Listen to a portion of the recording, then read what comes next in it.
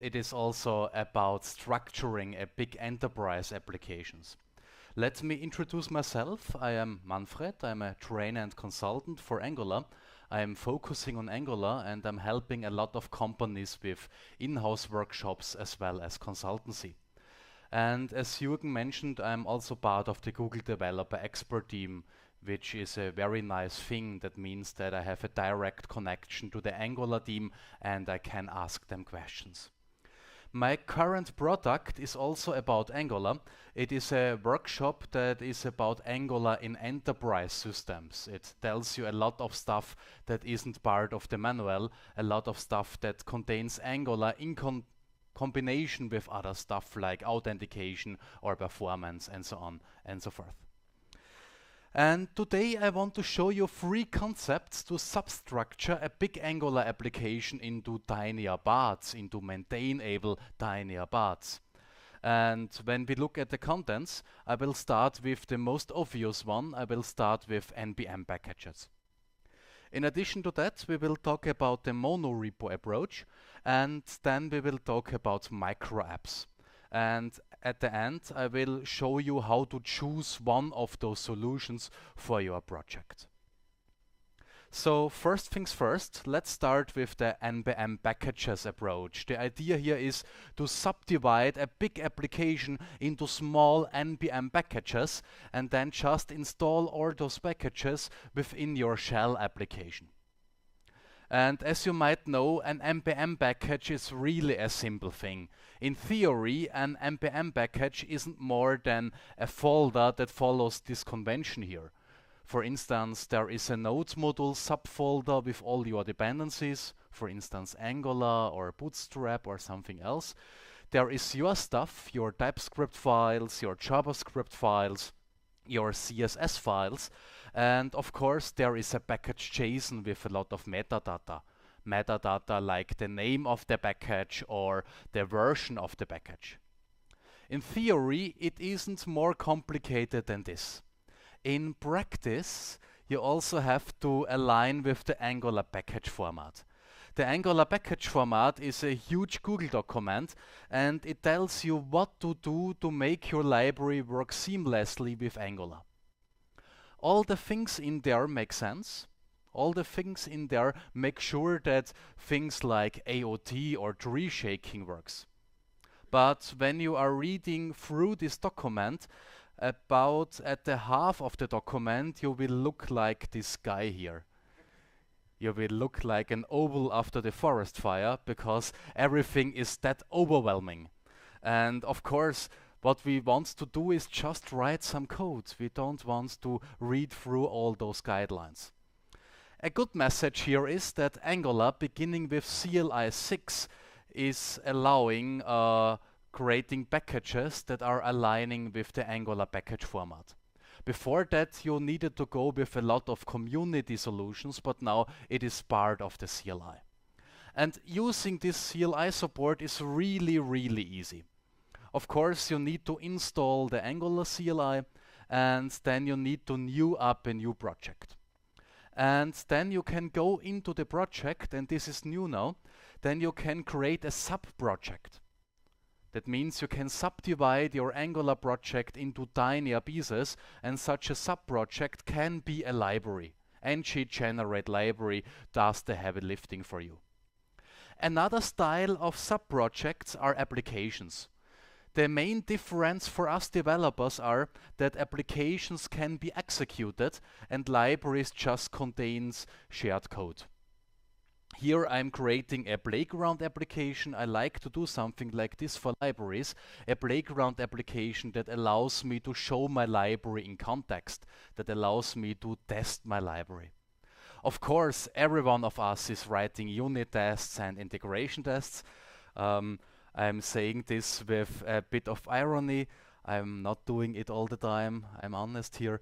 But a playground application can provide added value because it shows everything in context and it is normally what you need for your documentation. When you have done this and when everything works, then you can serve your playground application to test everything, and then you can build your library. Just call ng-build, point to the project in question, and then you get something that completely aligns with the Angular package format. When you look at the folder structure of such a project, you see something like this. You see this projects folder that contains your library as well as the playground application, and it also contains an end-to-end, an E2E, an end-to-end testing application for the playground application. So somehow it is a piece of self-contained stuff that belongs together. On the one side the library, on the other side your playground application. Of course, when you have written this, you need to deploy it. You need to publish your package, and publishing something to an NPM registry is very easy. First of all, you need to increment the version in your package JSON. Otherwise, the NPM server will say, hey, I already know that version, I will not take it from you. Then you need to build everything as mentioned before, and then you can npm publish your library, and when doing so you have to point to the library in question, for instance to an in-house registry you are using. When npm installing everything, your consumers have also to point to this registry in question. I don't know about you, but I'm quite a clumsy person, and I guarantee you I will forget about this registry switch every second time at least. And that's why it's good to know that you can set the default registry on a machine-wide basis. Just call something like npm set to define your default registry. And something that is even more powerful is using an .npmrc file in the root of your project. I think this possibility is the lesser known one. This .npmrc file is an ini file that contains a lot of stuff, and it can contain the location of your registry. As mentioned, it's a good old ini file, so if you ask me, this is a homage to the 90s. You know, in the 90s we had Windows 3 and we had DJ Bobo and Modern Talking, and of course ini file. I really like this. Okay, after we have done so, we have provided a nice library and the consumers are happy. So it seems like we have a perfect solution, don't we? When we look at the advantages, we can distribute our stuff, we can version our libraries, and we have some kind of decoupling between the role of the application developer and the role of the library developer. Those are the advantages, but there are also some disadvantages, and you will find them on the next slide. You will find them here. So, as you see, all those advantages can also be disadvantages. Let me elaborate a bit on this. When it comes to distribution, it is just annoying to have the need to distribute a library within one project. Just think about it. Let's say we are programming our library. After we've done, we have to define a new version and we have to publish it. Then we have to change roles. We have to use the head of the application developer. We have to npm install the library. We have to include the library into our project, and we have to test everything. And of course, we will find a bug. And in this case, you have to switch roles. You have to use the head of the library developer. You have to check out everything to fix the bug, to check it in, define a new version, and on the other side, you can imagine. So as you've seen here, that isn't fun at all. Talking to yourself by the mean of an npm registry isn't fun at all. And this prevents you and your team from creating further libraries, because it is that annoying. No one will create further libraries, and that means you will end up with a very little amount of libraries, which isn't exactly good for a good maintainable architecture. When it comes to versioning, versioning also means we can have old versions out there. And old versions can mean we have version conflicts. Just imagine what happens when one sub-project is using version 1 and another sub-project is using version 2. and then you are using both sub-projects together, I guarantee you hell will break loose. Somehow you want to force everyone in your team to use the latest version of your library. This isn't true when it comes to open source or when it comes to sharing code with other teams, but when it is just about one project, then this very likely holds true. Yeah, and when we think about the key decoupling between the library author and the framework author, then it is somehow strange when the library author and the framework author is the same person. Talking to yourself doesn't look very healthy, and I wouldn't recommend talking to yourself by the means of an NPM registry. It is a bit weird. So, as you see here, when it just comes to a big project, we need something better than libraries. And this is where the second thing comes in I want to tell you today. This is where monorepos come in. When you look at a monorepo, then you see one big project that contains sub-projects. For instance, you might have such a projects folder that contains each and every sub-project. Here it contains a flight application as well as a flight API, which is a library for accessing flights via HTTP. It also contains other libraries and applications. Perhaps now you are saying, hey, this is exactly what Manfred showed us before. This is exactly what we have seen when he showed us this thing with the library and the playground application. And guess what? You are right. On a technical basis, this is just what I showed you before. On an organizatorical basis, it's a whole different thing. On an organizatorical basis, this is not about a library and test code anymore. This is about your whole software system. Your whole software system that is subdivided into tiny co-located parts. The best thing about this monorepo structure is this node modules folder here. Not that it is there, but that is just there for one time. You don't have an extra node modules folder for each and every project.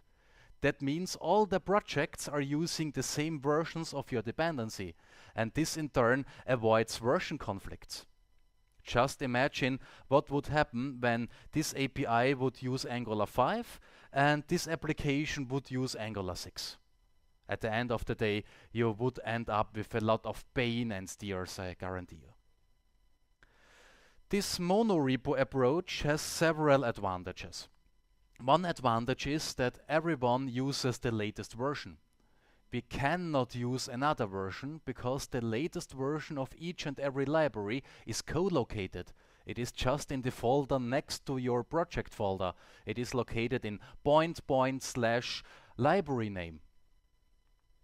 We don't have any version conflicts because we just have this one and only one node modules folder. And there is not the burden with distributing libraries. We just create a new folder and we are done. So it is somehow a piece of cake. And there is a lot of experience out there. For instance, the people at Google or Facebook are using this approach very heavily. But also other people out there are using this approach for decades. Is someone of you using .NET or other Microsoft tools? Okay, some of you. Well, in .NET we have for about 2 decades this concept of a solution. When you are creating a new project with Visual Studio, you get a solution. And a solution is nothing else than a monorepository, a folder that contains subfolders for each and every co-located subproject. When we think about Eclipse and Eclipse workspaces, we see something that's very similar. To be honest, this monorepo approach comes in 2 flavors. The flavor I'm speaking here about is also called the project monorepo. The idea is to subdivide one and just one project into tinier pieces. And as mentioned before, this is very similar to workspaces in Eclipse or .NET solutions in Visual Studio. Some companies are using, in addition to that, company-wide monorepos. It is used quite heavily, for instance, at Google or Facebook. That means they have just one repository for the whole company. Each and every framework, each and every application goes into this repository. And as you can imagine, that has a lot of advantages, but also some disadvantages. Companies like Google or Facebook need to write a lot of custom tooling to get around with this mindset. For instance, they have custom tools that allow them to check out only a specific part of this monorepo, everything they need for a specific project. On the other side, it brings some advantages. For instance, everyone at Google is using the newest version of Angular all the time. When Angular 6 arrives, each of the 100 projects there using Angular will use Angular 6. Not because they want to, but because they have to. It just appears in the main branch, and so it is weaved into their application. So if you ask me, for the rest of us, we are not Google, we are not Facebook, the project monorepo is the way to go. The best thing about the monorepo is that it isn't a one-way street. You can move back and forth. Let's assume we have this pretty project, and let's say we are working on this project for a year now.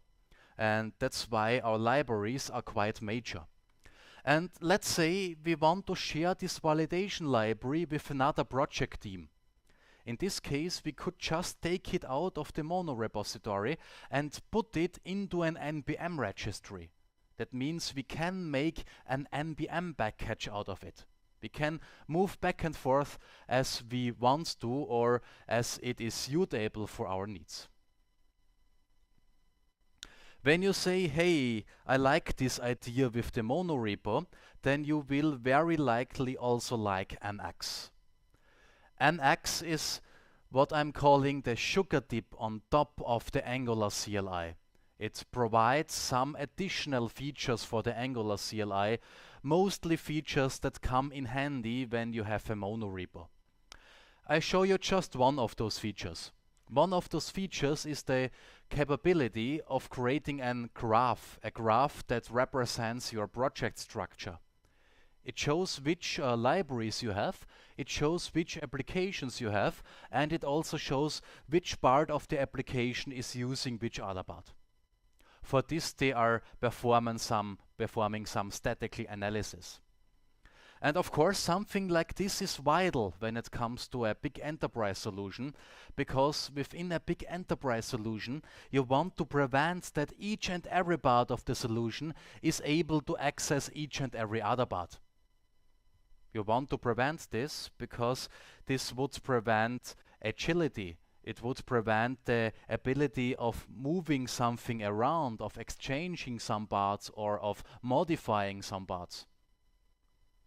There are also some other features. For instance, there is a code formatter built in that is formatting your source code with respect to some defined rules. So you don't have to discuss with your colleagues where the curly braces go, in the same line or in the line below. You know those discussions.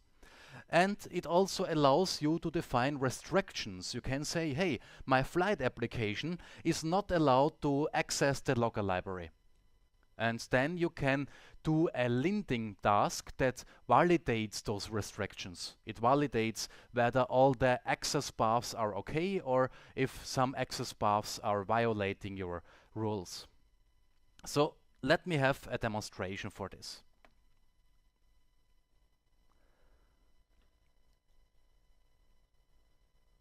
What we see here is a simple application, a simple demonstration application.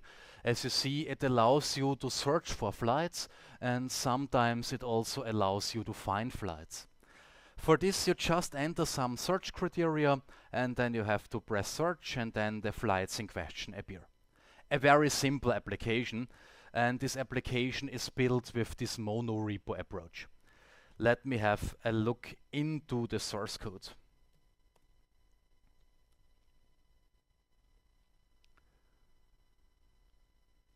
When we look into the source code, we see this projects folder. And this projects folder is subdivided into several other folders. There is one folder for each sub-project. And one of them is my flight API. It is an API that allows me to access my flight backend. And when you look in there, you see this public API file. And this public API file is reason enough to use the monorepo approach. This file acts as a facade. This facade is exporting everything that is interesting for the consumer. And everything else is hidden behind the facade. That means the consumer doesn't see everything. That means you can have secrets, and secrets is a good thing when it comes to software design. Because everything you have hidden can be modified quite easily. Things you are publishing for consumers cannot be modified or exchanged that easily. Of course, those export statements are pointing to Angular building blocks. For instance, here we have a module, we have a flight entity, or we have a flight service. This flight service, for instance, is an ordinary Angular service. It allows us to access the backend, to load some flights from the backend. When we have a look into the flight application, this is the application you have seen before with the search criteria, the buttons, and the cards containing the flights. We see a use case called flight booking, and this use case is subdivided to a sub-use case flight search. And within flight search, I'm getting hold of my flight service by means of dependency injection. I think this isn't something new for you. We are doing something like this all the time when we are using Angular. But what's new for you is the import statement for this flight service. When we move up, we see that the flight service is imported using this name. This is a mapped name. And this is another reason why the monorepo can be a nice thing for your software architecture. Your client doesn't have any assumption about the location of your library. It just knows the name of the library. Everything else is resolved in the backend, or in the back, not in the backhand, in the back. That means you can move around your library. You can move your library into other folders, or you can even move your library out into an NPM package, that is NPM installed from your NPM registry. Of course, now you are wondering where this mapping is defined, and the answer is the mapping is defined in your dsconfig JSON.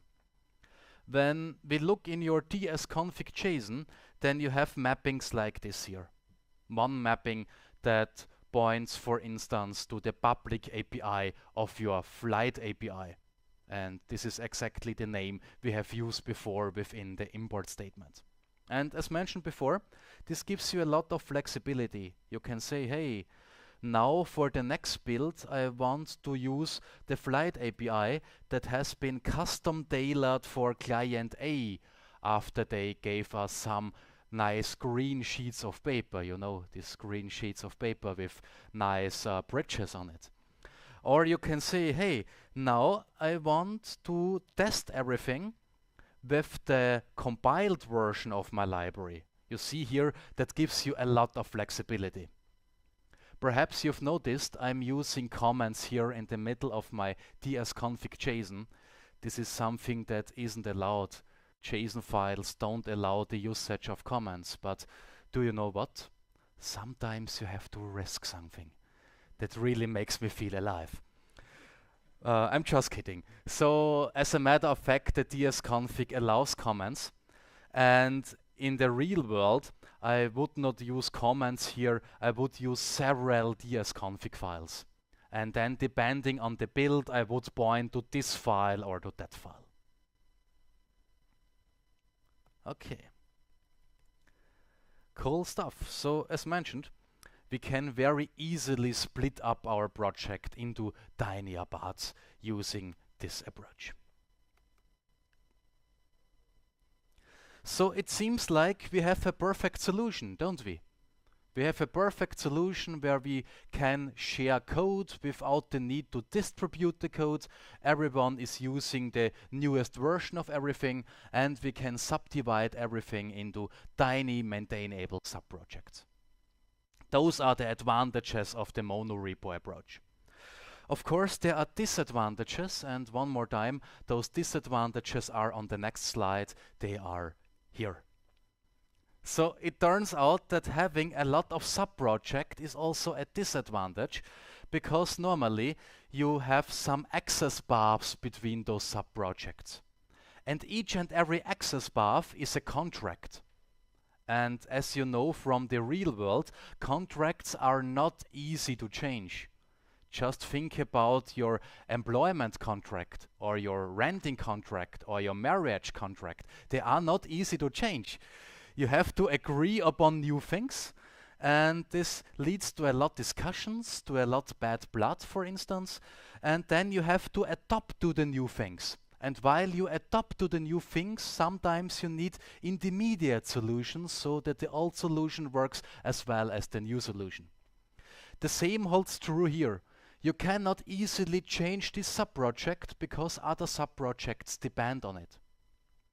And this is especially an issue when you have several UI teams.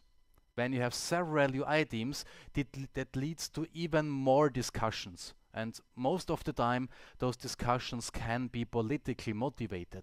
You know those political discussions you have in all the bigger companies. And somehow this is a disadvantage because everything we want is to write code and to publish our code to the customers. So as mentioned, you need more coordination. You have to talk to people. Okay, talking to people is not bad, but when most of the time you have to spend into meetings with your team and especially with other teams, this really slows you down and it takes out a lot of agility. You have blocking tasks. Perhaps you cannot start your task without the other team finishing a specific task. You have still a complex overall system. Okay, you have subdivided your system into tinier parts, but the overall system is still a complex one. And you have just one architecture as well as one technology stack. And both is hard to change. And this is an issue when it comes to enterprise applications that have to be maintained for, let's say, 10 or 20 years. A lot of enterprise scale applications live that long. And no one wants to use the technology stack of today and the architecture of today in 10 years. No one knows what will show up in this time period. Perhaps we have a couple of other technologies then. So this one-time-fits-all solution does not work for software that needs to evolve in long term. And this is exactly where the third approach comes in. I want to present you today. This is exactly where this microservice idea or this micro apps idea, as you might call it in the front end, comes in. The idea of this is quite simple and it isn't new at all. It is about 2 decades old. And it is about not writing a big system that can do everything. Instead of this, you will go with several tiny systems. Several tiny systems that are specialized in one task, in one group of use cases. In the back end, we are calling this microservices for about 3 years. And when you transfer those ideas to the front end, you will very likely call it a micro front end or a micro app. And of course, as every architectural approach, this comes with some advantages as well as with some disadvantages. Let me just talk about some of them. This is not a completed list, I'm just highlighting here some of them. On the side of the advantages, we have the possibility of a separate deployment as well as a separate development. You don't have to talk much to other teams. When you are done, you can just deploy everything on the server and your users will just use it. They will just download the latest version of your part and use it. You just need a coordinated deployment. You can mix and match technologies. Not because you want to, but because you have to when the system evolves over 10 years or more. You need less coordination and you have less complexity within your micro applications. because the micro applications are small applications that are focusing on a very specific task. Of course, nothing out there in this ugly world comes without drawbacks. One drawback is you're ending up with a highly distributed system. You have a lot of interfaces, a lot of web APIs or other forms of interoperability between your applications, forms of inter-process communication. That was the word I wanted to use. So you need to think about services, you need to think about interfaces in terms of REST services and remote procedure calls and message queues and so on. Another drawback is you're ending up with distributed data, because each micro app is a self-contained application. A self-contained application that ideally doesn't need to know much about the other micro apps. And so each of those micro apps can have a database of their own. If you don't do this, you lose a lot of advantages from the left side. If they share one database, you have a lot of coordination and you cannot do, for instance, a separate deployment. And you need to deal with UI composition. UI composition means that we can provide the whole system software, the whole software system, as one thing, one consistent thing to the user. For us developers, it is a nice thing to have 50 applications instead of one. But the user isn't interested into starting all those 50 applications every morning. This is somehow exhausting and ridiculous. They want to have one consistent API, one consistent UI that provides everything. I have a good message for you. About distributed data and distributed systems, the server-side guys can take care. But when it comes to UI composition, we, the client-side people, has to consider this. I think the name of it implies this. It's UI composition and not server-side composition.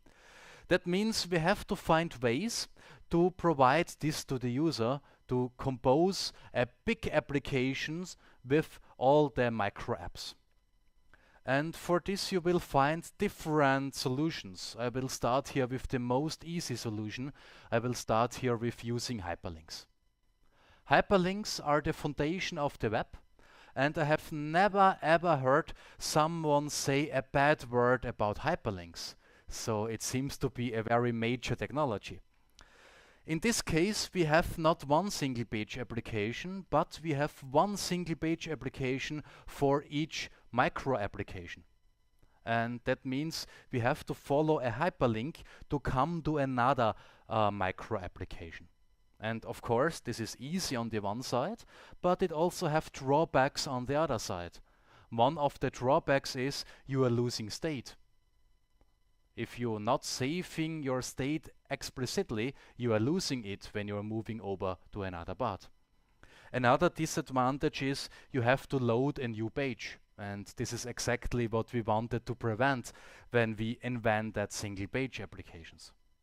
But it turns out that this architectural style is a good style for some use cases. For instance, for some product suites like Google Maps. When you look here, you see Google Maps. It can be considered a micro application. It focuses on just one aspect. It just focuses on working with maps. And when you need another product of the Google Suite, then you click the sushi menu in the top right corner, and then you get some hyperlinks that leads you to other parts of the Google Suite. By the way, the most important aspect of this whole presentation can be seen on that slide. If you forget everything, please keep this one aspect in mind. I'm putting a lot of emphasis into this. In Germany, to be more precise, in Lower Saxonia, there is a village called Steierberg. I'm very proud of this. This is, for me, the most important aspect of this. It's even written in the right way. You can imagine, you can write my name in so much different forms, with a Y, with an I, and so on and so forth. Nice people over there in Germany. I like the Germans. So sometimes you need something that is better than just using hyperlinks.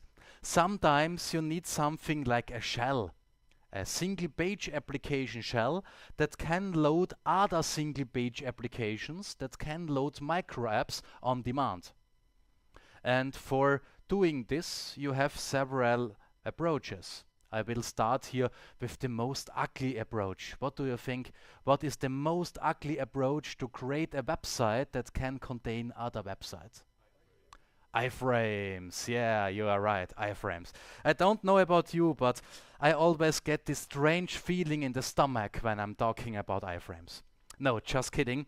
It turns out that iframes do have some advantages. Some advantages you don't find nowhere else. For instance, an iframe provides a real good amount of isolation. Isolation means that the application in the first iframe cannot harm applications in other iframes. An error here does not influence the other iframes. An destroyed CSS file here does not influence the layout on the other side. And you cannot hack the applications in other iframes. That's why iframes can be a good solution when you need to do something like a plugin system. Of course, you will not get an architectural award for using iframes, and you will not write the next Amazon using iframes, but in some situations it is a valid thing to use. Another thing you could use is web components. It's the new cool stuff. Web components are framework-independent components that can be dynamically loaded into your browser. That means using web components, you can wrap your micro apps and then you can load them into your browser on demand and display them. It allows also to share some widgets between your micro apps. And you could, of course, bootstrap several single-page applications within one page. That means one index HTML, several bundles with different single-page applications. One is written with AngularJS, one is written with Angular, the next one is written with VanillaJS. Are there other frameworks? I don't know. So it turns out that bootstrapping several single-page applications is more or less the same as the web component approach. It's really the same. The only difference is when it comes to web components, you are following some standards. When it comes to just bootstrapping several SPAs, you have to do everything by yourself without standards. I think the most advanced concept here is using web components, and that's why I will spend the rest of this talk on this topic. I have a good message for you, perhaps you've seen it. Since Angular 6, since this May, we have Angular Elements. And Angular Elements allow you to wrap an existing Angular component so that it looks like an web component to the outside. And it is very easy to use. You just need to declare your Angular application, and then you put it into the entry components, and then you need some lines of code to wrap your Angular component. And you can put those lines of code everywhere. You could put it into a service or into other component. What I'm doing is I'm putting it directly into my module. I'm using this ng-do bootstrap method, which is normally called when this module gets bootstrapped. And within this method, I'm calling create custom element, which is the most important function of Angular Elements. As you can imagine, this function wraps the parsed Angular component. You are parsing an Angular component, and what you're getting out is a wrapper that looks like a web component to your browser. Web component that can be used together with each and every framework. And after that, you have to register your web component with the browser, and for this you are using custom elements define. This has nothing to do with Angular. This is already an API provided by the web component standard. To be more precise, it is provided by the custom element standard. In this case, I'm assigning the tag name microapp to this element. And after this, you can use this new element with each and every framework like you would use an built-in element, like you would use a table or an image or a form element. You just have to import your bundle and then you have to use the tag. And I think we all can imagine that this can also happen in a dynamic way. You can just use good old DOM magic, something like document create element, to create all those things on demand. And this can be the key to lazy loading such a microapp. So let me show you a demonstration for this.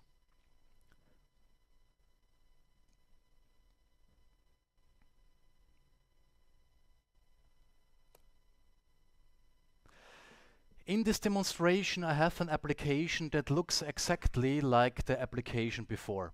But this application is just a shell that is capable of loading other applications on demand. For instance, when I'm clicking here, a whole self-contained Angular application is loaded. This Angular application is packaged up as a web component so that I have all the advantages of the standard. I'm also calling it my blue client.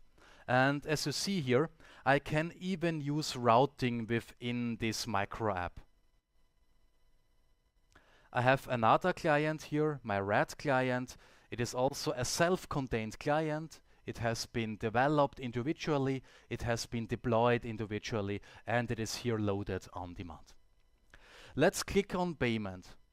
Hey, what happens here? I promise you, I don't know what this logo is about. I really promise you. But in my point of view, this shows that we can mix and match different technologies by going with microapps.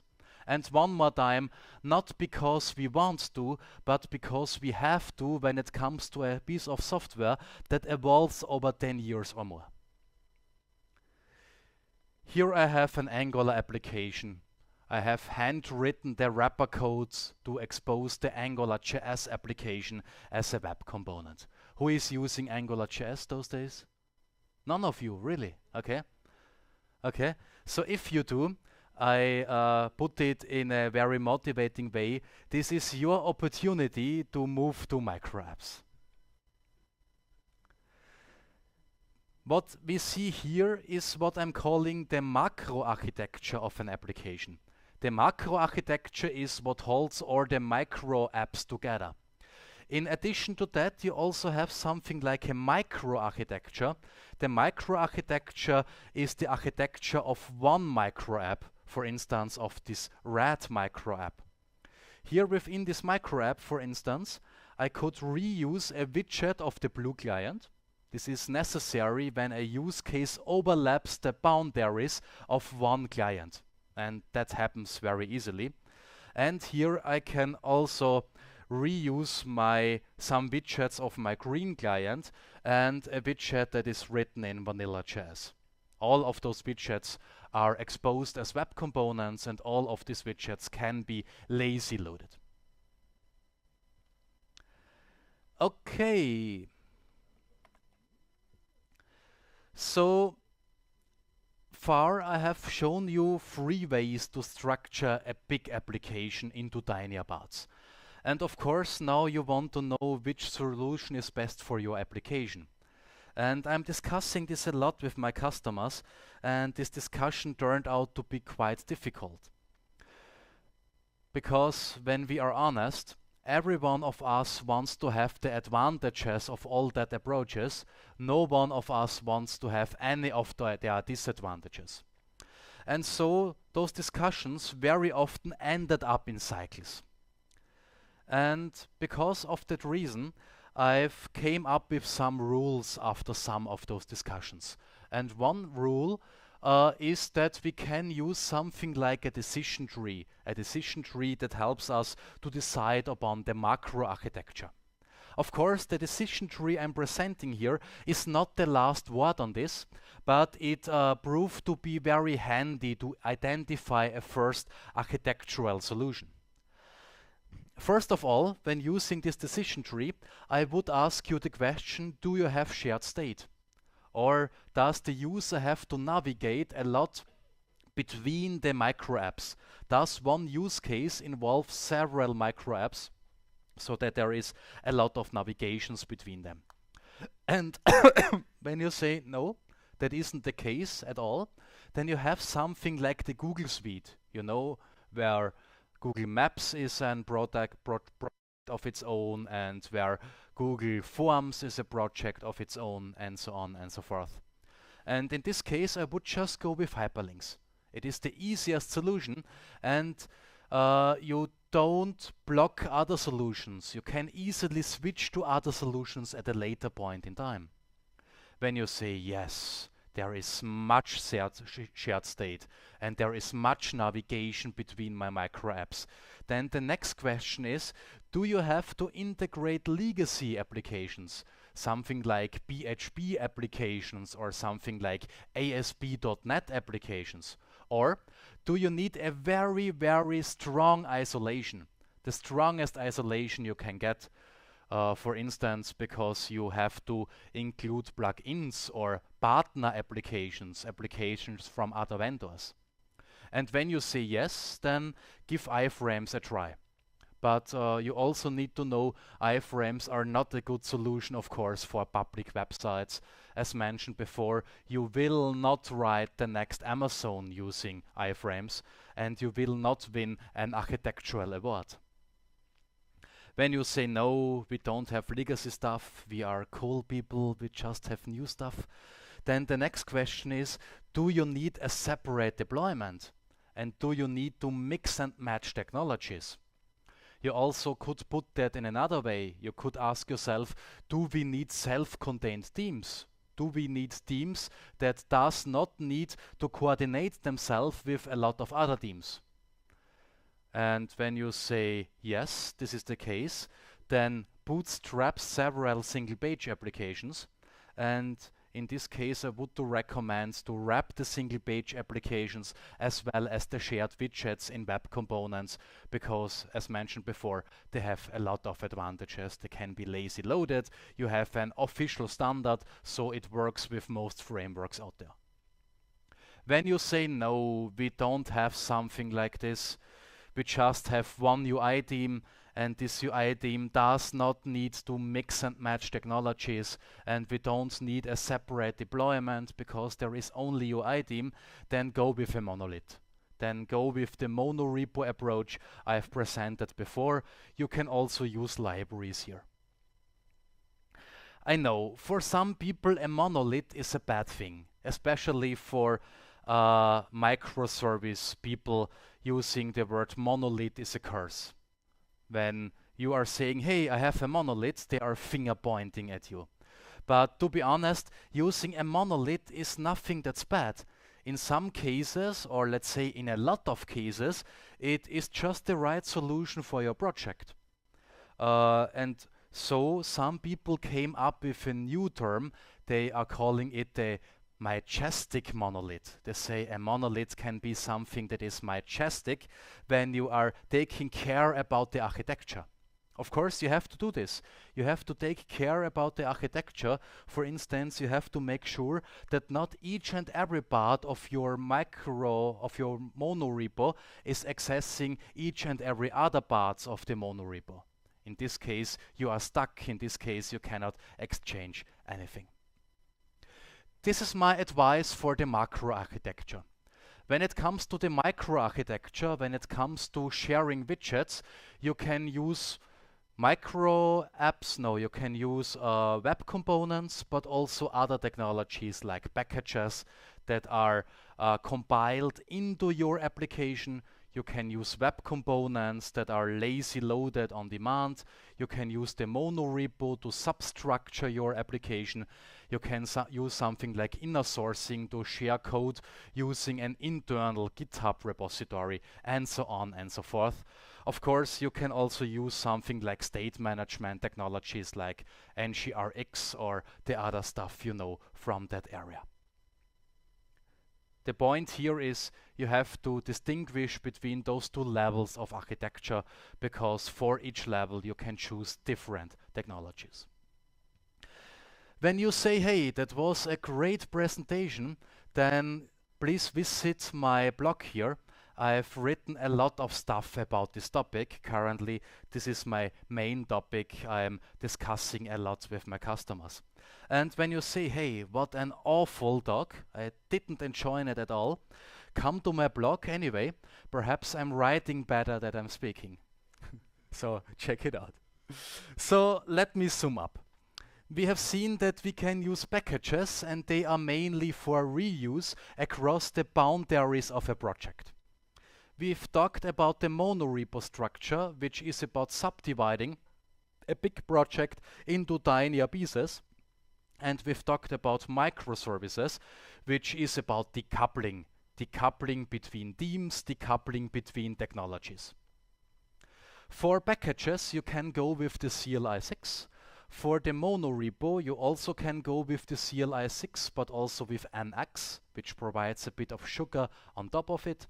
And for microservice architectures, for micro apps and so on, you can go with hyperlinks, you can go with iframes, and you can go with web components. Here you see my contact data. You will find all my slides and example there in a couple of hours. And if you have any question, feel free to contact me using email or Twitter. So thanks for the opportunity to speak here. Thanks for the time. Have a nice day, and if you want, follow me on Twitter. Thank you.